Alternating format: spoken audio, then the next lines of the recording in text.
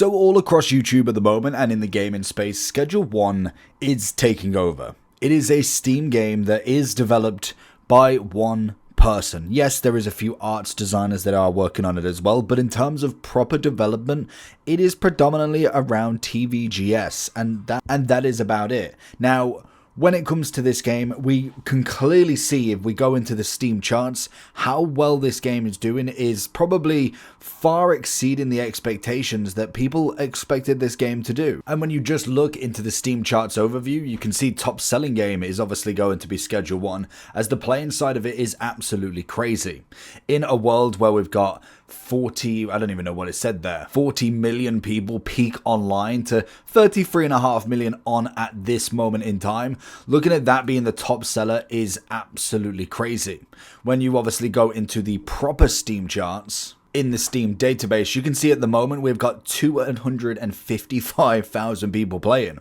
Now the question is, why? When you look at the game itself, you kind of look just generically as a very standard game. There's nothing too crazy from it. It looks very, very indie in what you kind of expect. And to some aspects, yes, that is exactly what it is. And to be honest, I think that's where the merit really comes in with this game. It's not all about all flashes, storylines, agendas, kind of making big budgets. It's most definitely about having a bit of fun with it. And you can see, obviously, if we go all the way down to launch on the 24th of March, you can see that it did start to pick up a little bit of steam. And what's hilarious is obviously the same sort of release would have been the likes of Assassin's Creed, which, I mean, in terms of their Steam charts, is a little bit more questionable right now. When we look at it in comparison, I mean, to say that this is a AAA game and just, yeah, that is shocking. Now, why is Schedule 1 doing so well? And I think personally,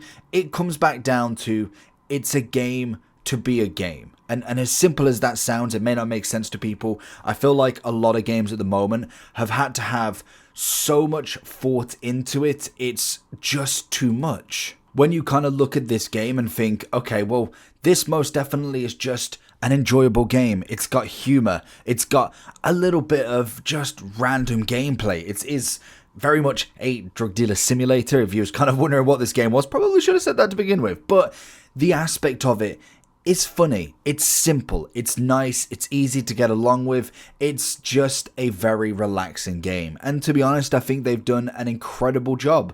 Not only that, they are looking to increase their kind of output on the game, which I think is absolutely massive as well. Not settling for the kind of the second best. It's a simple game, and I think that is personally what does well. Now, obviously, when you do look at the top selling aspect and kind of look at, well, why would that be considered better when you're top selling a £16 game in comparison to maybe selling maybe a tenth of it but for an £80 game? I think in general, having the highlights that it has of this game, the amount of people, I think that it kind of speaks volumes. When you think, if at the moment we have got an all-time peak of 2 days ago of 460,000 people playing.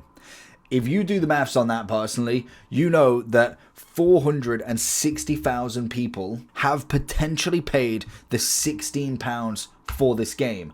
That means this would have generated £7.36 million worth of revenue, or dollars. I don't know which, in pounds, to be honest. It's 16.75 on Steam over here. If you've got that amount of people just on peak, let alone who might have just not been involved in that peak as well, like you could be looking at 500,000 people worth of playtime. For a game that was probably very under budget, I would love to see what the actual cost of the game is. I'd imagine that's going to be pretty incredible to see, and just offers so much more to the person that is developing this. And it's life-changing in terms of a game, to be honest, when it comes to the actual maker.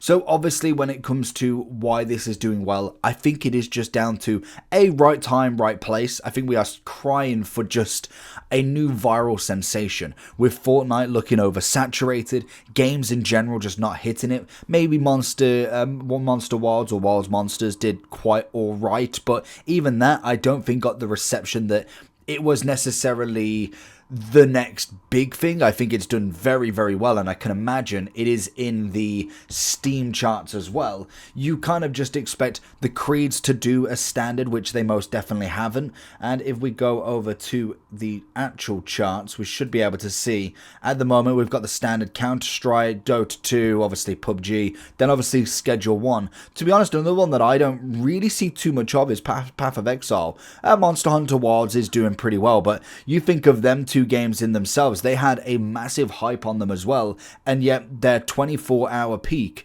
doesn't actually, oh, in fact, I mean, I was looking at this one. I'd say their 24-hour peak, it's their all-time peak that does obviously beat them. 1.4 million players on Monster Hunters is absolutely crazy.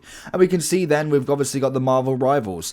We're kind of screaming out for some new games, and I think the Schedule 1 reminds me on the High of Life game, where it has got that humor, and I think it appeals to a very wide audience, not necessarily too young, but then not necessarily too old as well. I think it hits that sweet spot of kind of the humor going forward, which is always nice to see from a game. And as you can see, as we go further down, there's just not necessarily anything that's really that exciting anymore, with the obvious controversy over the Football Manager, FC kind of dying a death at the moment until Team of the Season, Grand Theft Auto, when is it, and just in general, just kind of seeing other games just be very, very standard. It's got its set pool, and that is about it. We've even got Palworld coming in, and Helldivers 2 was kind of that new big thing until it wasn't, but I think Schedule 1 is absolutely fantastic. It is just one of them games you can just play, enjoy, and that's about it. So let me know down below if you've managed to give it a go or what have you. Obviously, you can try the demo first, which is really cool. You got the free sample, as it is called, and then it is $16.75 for the full game. So let me know what you think, and I'll catch you all for the next one.